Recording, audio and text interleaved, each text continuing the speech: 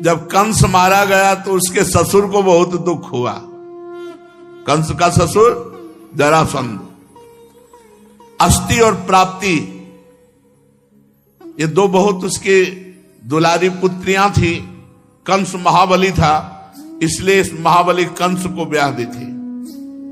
जब सुना हमारी बेटियां विधवा हो गई, कंस ने ऐसा पराक्रम प्रकट किया था कि प्रसन्न होकर के जरासंध ने ब्याह किया था।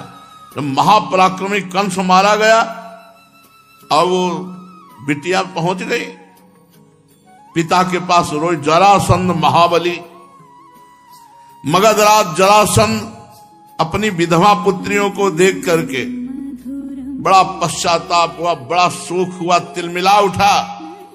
उसने कहा, मैं प्रण करता हूं एक भी यदुवंशी इस पृथ्वी में नहीं रहने दूंगा। और था ऐसा महाबली। महाभारत 18 क्षोणी सेना थी, 11 क्षोणी कौरवों की और 7 अक्षोणी पांडवों की, मिलाकर के 18। इसने 23 अक्षोणी सेना तैयार की। जरासंध ने 23 अक्षोणी सेना तैयार की और यदुवंशियों की राजधानी मथुरा को चारों ओर से घेर लिया। हड़कंप मच गया, पूरी मथुरा पूरी घिर गई। 23 अक्षोणी सेना, चारों तरफ से सूचना मिली। भगवान श्री कृष्ण ने देखा जरासंध की सेना क्या है, उमड़ता हुआ समुद्र है और चारों तरफ से मथुरा घेर चुकी है और पूरे मथुरावासी भयभीत, प्राण व्याकुल। भगवान श्री कृष्ण ने कहा कि कोई भी विचलित मत हो, कुछ नहीं बिगाड़ पाएगा ये जरासंध।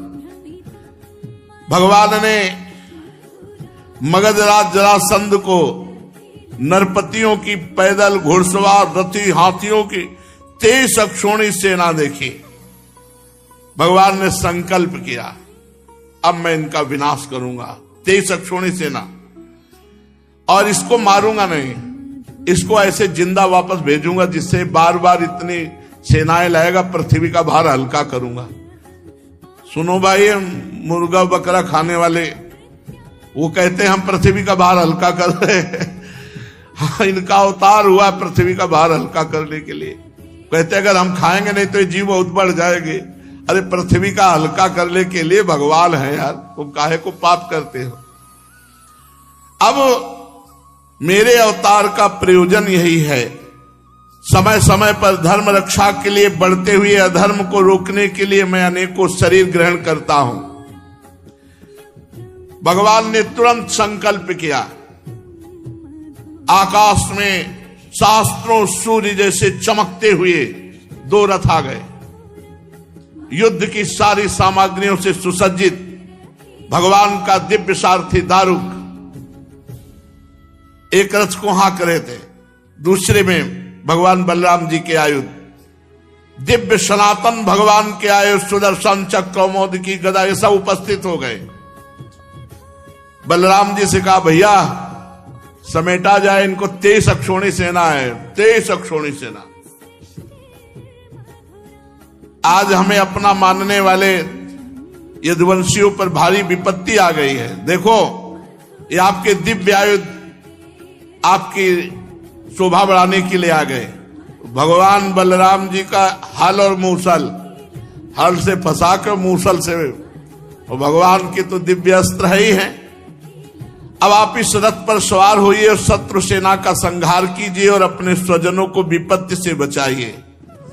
साधुओं की रक्षा करना हम दोनों का अवतार ग्रहण करने का उद्देश्य है।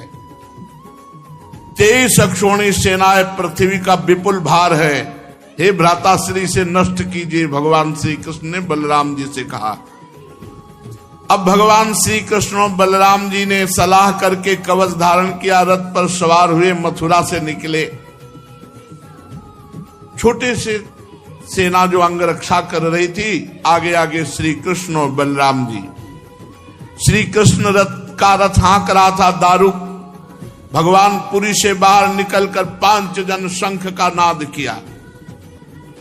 शंख की भयंकर ध्वनि सुनकर के 23 अक्षोणी सेना थर थर कांपने लगी। शंख ध्वनि सुनकर के मगधराज जरासंध ने देखा कि इतनी जोर की शंख ध्वनि, अपना रथ बढ़ाकर सामने लाया और कहा, बच्चा तू ही कृष्ण है? क्यों? जरासंध कंस का ससुर, तो भगवान तो बच्चा लग ही रहे। 11 वर्ष में यहां से पधारे तो कुछ वर्ष गुरुकुल सेवन किए होंगे। वो कह रहते तो 9 किशोर, ये कोई दाढ़ी मुझ थोड़ी आ जाती है। भगवान सदैव 9 किशोर रहते हैं। तो कह रहा है, बच्चा तू ही कृष्ण है? अरे पुरुषाधम, तूने हमारे दामाद कंस को मारा। भगवान तो कोमल भुजा ऐसे दिखाई दे रहे। अरे तू तो निरावित बच्चा है और कंस को मार डाला। बड़ा उसको आश्चर्य हो रहा है कि ये बच्चा कैसे कंस को मार डाला। और ये नहीं सोच रहे कि जब निरा बच्चा थे 6 दिन के, तब पूतना को मार दिया था। तेरे साथ तो नहीं लड़ूंगा, क्योंकि मुझ जैसे वीर को तेरे जैसे बच्चे से लड़ने में कोई लाभ नहीं। हार जाए जीत जाए कोई लाभ नहीं, तेरे से तो नहीं लड़ूंगा। या तू इतने दिनों तक छिपता फिरता रहा, तूने कैसे कंस को मार डाला? उसको बड़ा आश्चर्य हो रहा है कि ये बच्चा कंस को कैसे मार सकता है। लेकिन तू अपने मामा का हत्यारा है, फिर भी मैं तेरे साथ नहीं लड़ूंगा। तू बच्चा है, जा भाग जा मेरे सामने। ऐसे जरासंध बोलता, बड़ा अभिमानी है। हाँ, थोड़ा यदि बलराम चाहे तो लड़ सकते हैं। बलराम तुम्हारी श्रद्धा है मर करके स्वर्ग जाने की। अगर थोड़ी भी हिम्मत हो तो हिम्मत बांध करके मुझसे जैसे चाहे तैसे लड़ ले। और ये नहीं समझ रहे कि पूरा अनंत ब्रह्मांड इन्हीं के फड़ पे है। शेषावतार भगवान बलराम जी, मैं अभी अपने बाणों से छिन्न भिन्न करके तुझे स्वर्ग पहुंचा देता हूं। भगवान श्री कृष्ण ने कहा, मगधराज तुम सूरवीर हो। सूरवीर तो ऐसे नहीं होते। सूरवीर तो युद्ध करते हैं, डींग नहीं हाँकते। तुम अपने बौलर और परुष का तो बहुत बड़ा घमंड रखते हो। चाहूं तो तेरी अभी मृत्यु कर सकता हूं, लेकिन मारूंगा नहीं तुझे। भगवान श्री कृष्ण ने कहा, तू ऐसे बक रहा है जैसे मरने वाला सन्निपात में बकता है। बकले, हमारे जैसे वीर तेरे जैसे डींग हाँकने वालों की बात नहीं सुनते। परीक्षित, जैसे वायु बादलों से सूर्य को और धुएं आग को ढक लेती है, ऐसे ही भगवान श्री कृष्ण को चारों तरफ से मगधराज की सेना ने घेर लिया और बाणों की वर्षा कर दी चारों तरफ से। यहां तक कि भगवान का रथ सारथी कुछ नहीं दिखाई दे रहा, आधा धुंध, चारों तरफ से बाण चल रहे। अब जो अटारियों पर चढ़े हुए मथुरावासी देख रहे, सब हाहाकार मच गया कि अभी तो प्रारंभ ही हुआ युद्ध। भगवान का, बलराम जी का और श्री कृष्ण का सब रथ और सब ढक गया बाणों से। भगवान श्री कृष्णचंद्र जी की गरुण चिन्हित ध्वजा और बलराम जी की ताल चिन्हित ध्वजा, ये सब ढक गई। तो मथुरावासी तो सोचे अब तो मार ही डालेंगे हम सबको, क्योंकि जब वहां ये हालत है तो यहां तो। लेकिन ये एक क्षण के लिए ऐसा हुआ। भगवान श्री कृष्णचंद्र ने देखा कि सूरवीर हैं ये भाई, बड़े बड़े लड़ाकू हैं। जैसे पानी की बूंदें बरसती हैं, ऐसे बाण वर्षा भगवान के ऊपर हो रही थी। भगवान ने अपने सारंग धनुष का प्रत्यंचा चढ़ाया, अद्वितीय अजेय। ये सारंग धनुष ऐसा है, अद्वितीय अजेय। सारंग धनुष की टंकार करके जे ही एक बाण चढ़ाया, बस जे ही एक बाण चढ़ा के छोड़ा तो अनंत बाण रूप धारण करके सब बाणों को काट करके सैनिकों का संहार करने लगे। ये भगवान के धनुष और बाण का चमत्कार। झुंड के झुंड उसी से बाण निकलने लगे और सब जितने बाण थे सब बाणों को काट करके और जितने सैनिक थे सबको काटने लगे। भगवान बड़ी फुर्ती से अलाप चक्र की तरह घूमकर चारों तरफ बाण संधान। हाथी, घोड़े, रथ, पैदल, चतुरंगनी सेना का संहार होने लगा। भगवान के बाणों से हाथियों के सर कट गए और मरकर गिरने लगे। बाणों की बौछार से घोड़े, मनुष्य, जो सबको, पैदल सेना की बाहें, जांग, सिर अलग अलग कटकर गिरने लगे। अमित तेजस्वी भगवान बलराम जी ने हल और मूसल संभाला। हजार हजार, 10-10 हजार ऐसे हल में फंसा कर एक ही मूसल में राधे श्याम कर देते। अब भगवान बलराम जी का बल, अरे पूरी पृथ्वी ब्रह्मांडों को सरसों की दाने की तरह अपने फण में धारण किए हुए है। बड़े बड़े दिग्गज बलशाली हाथियों को मूसलों की मार से सब नष्ट कर दिया। अब वहां भयानक पहाड़ लग गए। 23 अक्षोणी सेना, जरासंध की वो सेना समुद्र के समान दुर्गम, भयावह, बड़ी कठिनाई से जीतने योग्य थी। थोड़े ही समय में भगवान श्री कृष्ण उधर छोड़ दिया सुदर्शन चक्र, साफ करता चला जा रहा है गर्दने, चाहे हाथी हो, चाहे घोड़ा हो, चाहे मनुष्य हो। कुछ ही समय में 23 अक्षोणी सेना का विनाश कर दिया। सारे जगत के स्वामी भगवान श्री कृष्ण के लिए तो खिलवाड़ है, वो संकल्प करे तो अनंत ब्रह्मांड एक सेकंड में नष्ट हो जाए। खेल खेल में तीनों लोकों की उत्पत्ति, स्थिति और संहार करने वाले प्रभु हैं। उनके लिए कोई बड़ी बात है?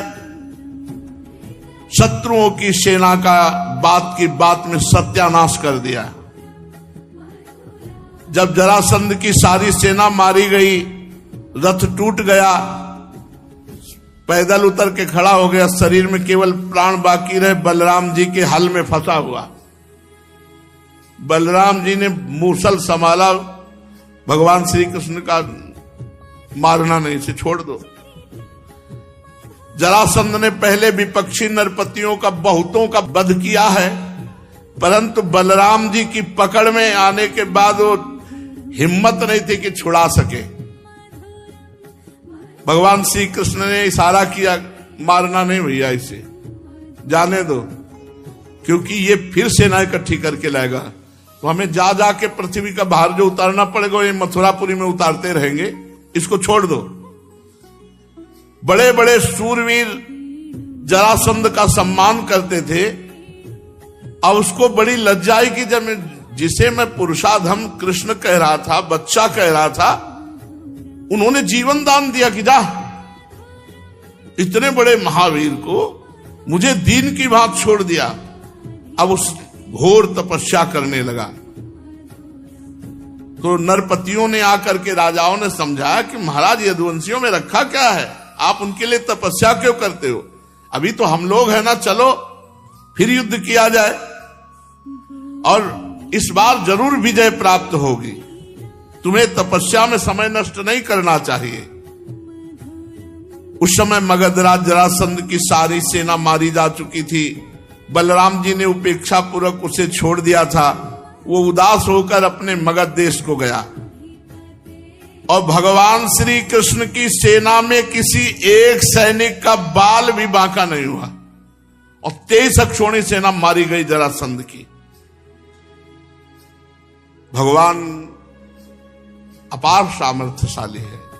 देखो, ये वैभव संपन्न लीलाएं सुनकर हमें गर्व होना चाहिए कि हम ऐसे भगवान के दास हैं। बड़े बड़े देवता नंदन वन के पुष्पों की वर्षा भगवान श्री कृष्ण पर करने लगे। अब मथुरावासी भगवान के प्रभाव को देखकर भयरहित हो गए। भयरहित तो कंस के वध से ही हो गए थे, पर जरासंध के आक्रमण से भयभीत हो गए थे। जब जरासंध की सेना मारी गई तो पक्का विश्वास हो गया कि हम ऐसे श्री कृष्ण की शरण में कि हमारा बाल बांका भी नहीं हो सकता। भगवान मथुरा में प्रवेश किए। ब्राह्मण लोग मंत्रोच्चारण कर रहे हैं, कोई पुष्प, कोई अर्घ भगवान को कोई गले से लगा रहा है, कोई आशीष दे रहा है। और रणभूमि से अपार सोने चांदी के आभूषण सब मथुरा वासियों को बांट दिया गया और प्रधान धन महाराज उग्रसेन के चरणों में समर्पित किया गया। अब दूसरी बार फिर 23 अक्षौणी सेना, 23 अक्षौणी सेना। फिर भगवान ने 23 अक्षौणी सेना का विनाश किया, उसे खाली फिर वापस 17 बार 23 अक्षौणी सेना लाया। 17 बार, बड़ा महारथी था।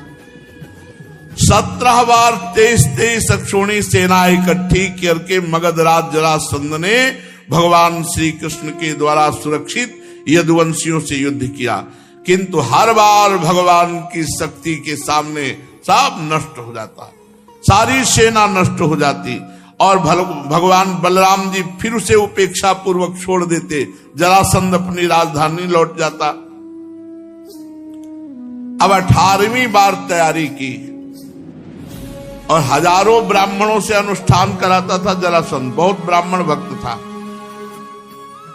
उसने ब्राह्मणों से कहा, यदि इस बार श्री कृष्ण पर विजय प्राप्त नहीं तो अभी तक पैर पूजते रहे, आगे का परिणाम समझ लो। इस बार अगर फल नहीं दिखाई दिया तो ब्राह्मणों ने भगवान से प्रार्थना की, नमो ब्रह्मणे देवाय गो ब्राह्मण हिताय च, हे कृष्ण हे जगत गुरु महाराज, अब आपको हारना होगा। अगर इस बार ये नहीं जीता तो महाराज हम सब ब्राह्मणों का पता नहीं क्या करेगा। ब्राह्मणों ने अनुष्ठान वाला तो छोड़ दिया, श्री कृष्ण से प्रार्थना का अनुष्ठान किया और भगवान ब्राह्मणों पर विशेष कृपा करते हैं। जो ब्रह्म ऋषि जन है, तो विधान बनाया भगवान ने। जिस समय आक्रमण करने के लिए चला 18वां युद्ध 23 अक्षौणी सेना लेकर, उसी समय भगवान के मन स्वरूप श्री देवर्षि नारद जी ने, एक काल यवन नाम का बड़ा वीर म्लेच्छ योद्धा था, उसने देवर्षि नारद जी से कहा, कोई त्रिभुवन में है हमारे जोड़ का? बोले तू क्या है उनके सामने, चला जा, मथुरा में है इस समय, श्री कृष्ण नाम है, तेरी भुजाओं की सब खुजली मिटा देंगे। काल यवन भागता हुआ आया, 3 करोड़ म्लेच्छ सेना उसके साथ थी। 23 अक्षौणी सेना लेकर जरासंध आक्रमण करने आ रहा है। पूरी मथुरा को घेर लिया 3 करोड़ म्लेच्छ सेना और ललकारा, कौन है? श्री कृष्ण, आओ। भगवान श्री कृष्ण ने बलराम जी से विचार किया कि ये तो बड़ी समस्या आ गई। 23 अक्षौणी सेना लेकर के जरासंध आ रहा है और इधर कालेवन 3 करोड़ म्लेच्छ सेना लेकर घेर लिया मथुरापुरी को। अब ये तो 2 विपत्तियां हो गई। इस बलशाली यवन ने बड़ी समस्या पैदा कर दी। भला इनके लिए कोई समस्या है? देखो, अगर हम इससे लड़ने लगे तो जरासंध बस पहुंचने ही वाला है, वो हमारी पूरी मथुरापुरी को नष्ट कर देगा, क्योंकि चिढ़ा हुआ है। 17 बार 23 अक्षौणी सेना मारी गई। अब ऐसा करते हैं, पहले एक दुर्ग का निर्माण करते हैं और पूरे अपने निज जनों को वहां भेज देते हैं। तो भगवान ने जिस दुर्ग का निर्माण किया समुद्र के जल में, वो द्वारिकापुरी, और द्वारिकापुरी में अपनी योग माया के द्वारा समस्त प्रियजनों मथुरा वासियों को द्वारिकापुरी पहुंचा दिया और स्वजन संबंधियों को किले में पहुंचाकर भगवान बलराम जी से सलाह करके और बढ़िया माला डाल करके पान पाके मुस्कुराते हुए निकले। नारद जी ने बताया था, 4 भुजा, श्याम रंग पीतांबर धारण किए हुए, मोर पंख का मुकुट धारण किए हुए उसने देखा काल यवन ने, यही श्री कृष्ण। वे श्री कृष्ण, भगवान भागे। अरे बोले 2 हाथ करो, नारद जी ने बताया कि तुम बहुत बड़े वीर हो। भगवान भाग पड़े ब्रह्म ऋषियों को बचाने के लिए। जरासंध ने ब्रह्म ऋषियों से कहा था, रोज अनुष्ठान करते हो, खीर पुआ पाते हो, 17 बार हारा हो, अगर इस बार हारा तो समझ लेना। तो वो ये अनुष्ठान देखो, भगवान अपने भक्त के लिए, इनके लिए यवन को और जरासंध को मारना कोई खिलवाड़ इनके लिए क्या है? केवल सोच भ्रगुटी विलास सृष्टि लय हुई, भगवान भाग चले। तो एक भगवान का नाम हुआ रणछोर। रणछोर भगवान की शेष चर्चा आगे भैया। राधा वल्लभ श्री।